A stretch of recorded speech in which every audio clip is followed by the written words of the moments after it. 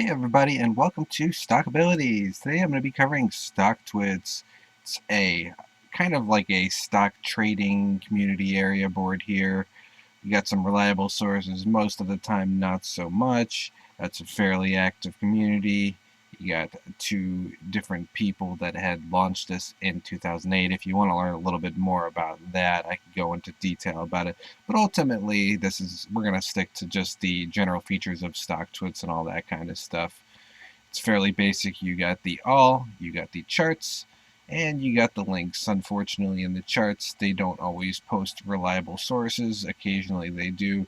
Like as you can see here, you got a pig flying, and essentially this guy just kind of spamming all over the place with no viable information. You got this guy that just posted up a generic chart, no background information on that. And sometimes you can see two charts looking exactly the same, one person all bullish about it, the other person bearish. It's not exactly consistent. You can scroll through here. Sometimes you see viable sources, but as you can see, it goes in and out. Sometimes there's videos posted, sometimes there's not. As you can see, these posts kind of off and on what you'd expect for a community board that's free to join, that doesn't cost you any money. Sometimes you get a video. So this is my video, of course, but as you can see, it pops up all over the place here.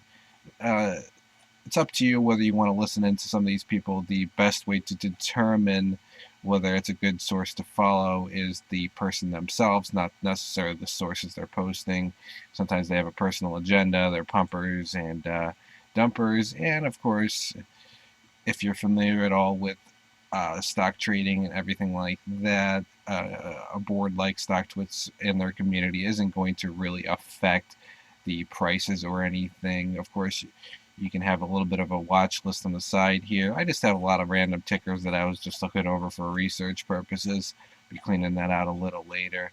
But let's just go to a random one here.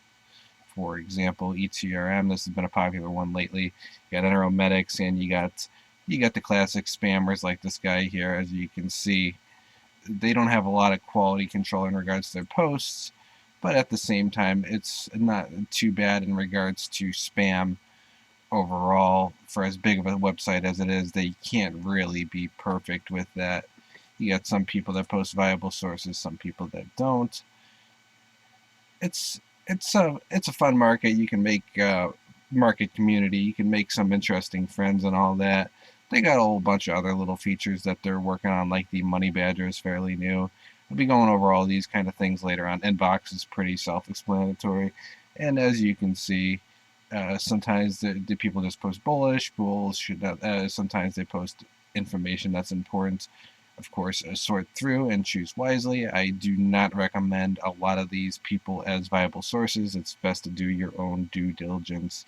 Thanks for listening in. Make sure to like this video if you liked it. Share it if you want to hear more videos about StockTwits, and make sure to subscribe to the channel. I do a lot of different stock tickers and a lot of different discussion, different reviews and things like that. So stay tuned for that. Thanks for listening in. Have a nice day.